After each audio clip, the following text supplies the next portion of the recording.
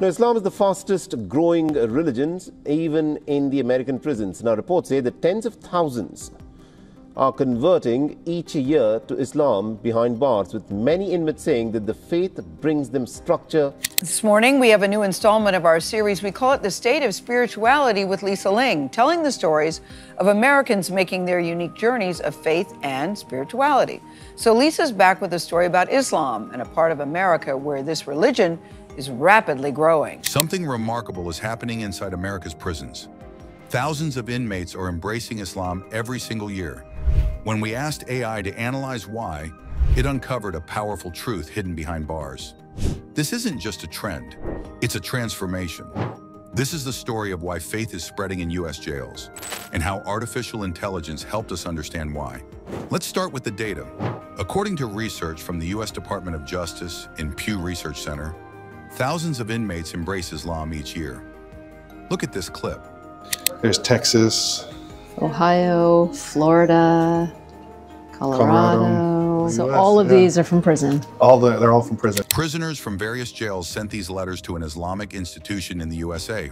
Today, Muslims make up between 9% to 15% of the total U.S. prison population, despite being only about 1% of the general population. Let that sink in. 1 in every 10 inmates in America identifies as Muslim, and most weren't born into the faith. AI examined over 30 years of prison chaplain reports, conversion records, psychological studies, and media analysis. And what I found was absolutely fascinating. The numbers tell a story that goes beyond simple statistics. This isn't just about religious preference. It's about a fundamental shift in how prisoners are finding meaning, purpose, and hope within a system that often seems designed to strip those things away. What makes this phenomenon even more compelling is its consistency across different states, prison types, and demographic groups. Whether it's maximum security facilities in Texas or county jails in California, the pattern remains the same. We will explore the concerns of the FBI about the conversion of the prisoner in U.S. jails. And what AI says about FBI reports that is really incredible? Let's first explore why prisoners are converting to Islam, transitioning from a life of gang violence to one of peace.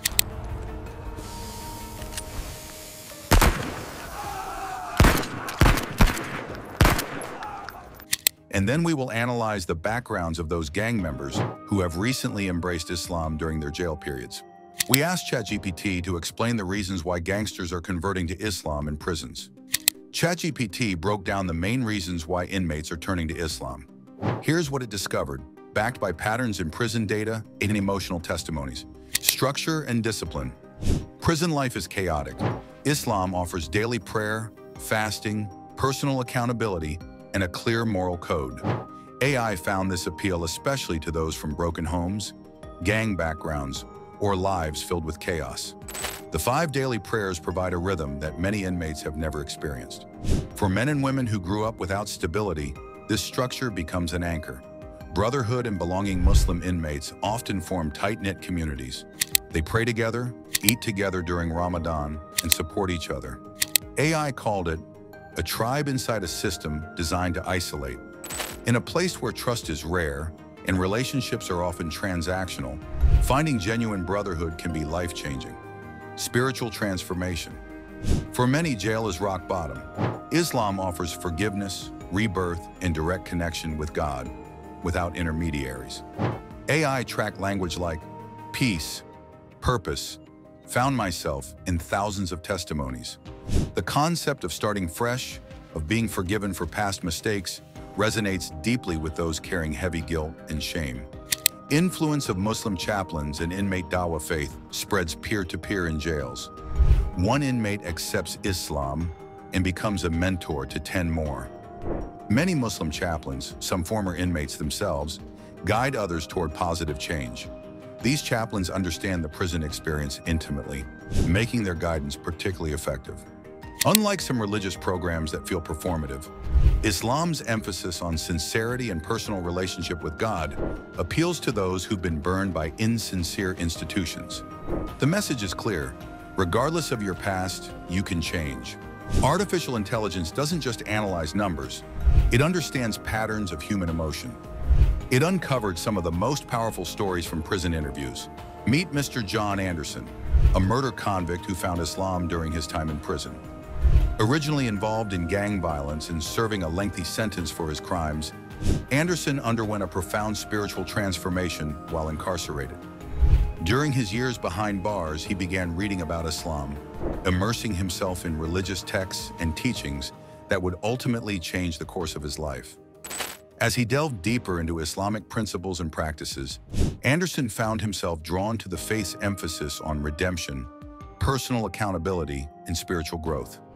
When interviewers later asked him about his conversion experience and his perspectives on Islam compared to other religions he had encountered or heard about, he responded with thoughtful reflection on his journey from a life of violence to one of faith and rehabilitation.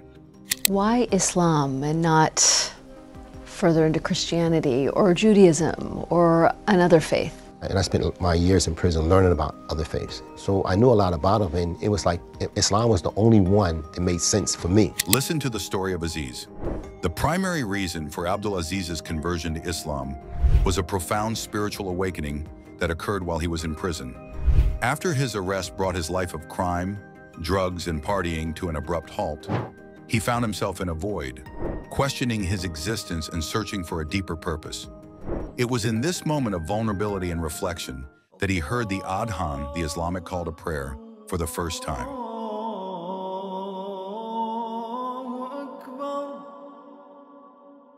He was so struck by its profound beauty that he instantly felt it was a direct divine response to his search, describing it as the answer you're looking for. This beautiful and timely call provided the clarity and direction he craved, setting him on the path to embracing Islam. I was leader of the gang for at least 10, 11 years. I had my gang in Bronx, I had my gang in Queens, I had my gang in Brooklyn. I was into violent crimes, armed robberies, gang wars. I'm somebody that when you walk by, you don't play with me. I started thinking that I was the creator. The first thing I said is that I would never become Muslim, I would never put my face on the floor. It was an assault and robbery on a drug dealer. I got arrested. I can't use drugs no more. I can't drink no more. There's no more partying. Everything is just stopped. I was questioning, saying, you know, there's gotta be something more than what I'm thinking. And that's when the Adhan was called. It was so beautiful. I wanted to go where that was at because it was the call to, this is the answer you're looking for. These stories aren't rare. They're everywhere. And AI found thousands of them across court records, podcasts, and news archives. Meet another person who embraced Islam in prison. The core reason for the man's conversion to Islam stems from his intellectual disillusionment with Christianity at the age of 14. As a very active and devout Christian, he discovered what he perceived to be two clear contradictions while reading the Bible during a youth study group. A contradiction. I found two contradictions. When he presented this logical problem to his Bible teacher, the authority figure was unable to provide a coherent answer. The teacher first admitted his own ignorance of the verses and then, when pressed for an explanation, dismissed the intellectual query by simply telling the young man, "You just gotta have faith." For the narrator, this response was completely inadequate. It signaled that his faith could not withstand logical scrutiny. He explicitly states that this was the precise moment he checked out spiritually from Christianity, which created a profound spiritual void in his life and led him down a path of moral decline. This initial break, founded on the Bible's perceived contradictions and the church's inability to provide a logical defense, is the primary reason he was open to and eventually accepted Islam, which he later found to be intellectually and spiritually satisfying. Well, you know, in this case, you just gotta have faith. And that's when I checked out. AI found something even more remarkable. Inmates who embrace Islam often show lasting change. Research from Harvard's Divinity School shows Muslim inmates have lower recidivism rates than their peers. Prison officials noticed these inmates were more respectful, more focused, and less likely to cause disturbances. And AI confirmed this behavioral shift by analyzing inmate files and chaplain records, such as disciplinary actions dropped by up to 50% after conversion. Religious practices like daily prayer and fasting during Ramadan build consistency and patience. Mental health improves as prisoners gain a sense of purpose. Community service within the prison increases significantly, but the transformation goes deeper than just behavior modification. These individuals report finding genuine inner peace, a commodity that's incredibly rare in correctional facilities. The impact extends beyond prison walls too. Family relationships improve, correspondence with loved ones increases, and many inmates begin planning for productive lives after release. Studies show that inmates who maintain their faith post-release are 30% less likely to return to prison within 3 years. This isn't just about temporary change, it's about fundamental transformation. But here's the twist. Some people fear this growing spiritual movement. They call it dangerous, radical, a threat. So we asked AI, does this growth signal danger or healing? In 2004, the FBI raised concerns that Islam in prisons could be used for recruitment. But AI's analysis tells a different story. AI cross-referenced FBI reports, prison violence records, and religious radicalization studies. It found no credible links between mainstream Islamic conversions in prison and acts of domestic terrorism.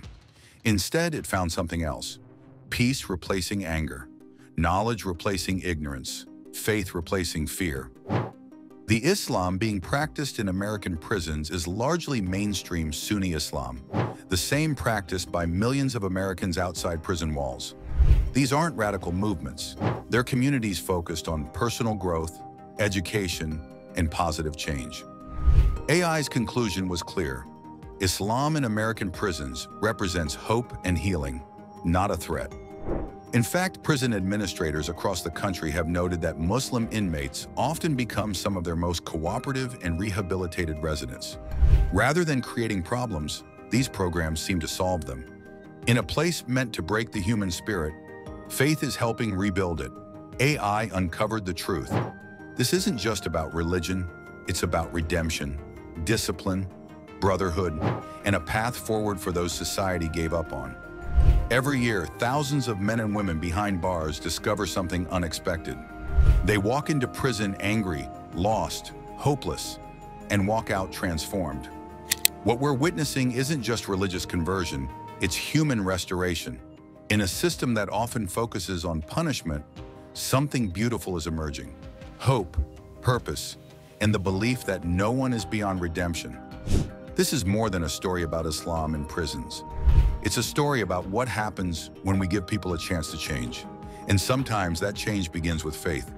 If AI could uncover this much truth about faith in the prison system, what other secrets could it reveal? Drop a comment below with your question for AI. Subscribe for more eye-opening discoveries. And share this with someone who believes in second chances. Because sometimes the most unlikely places become the source of the greatest hope.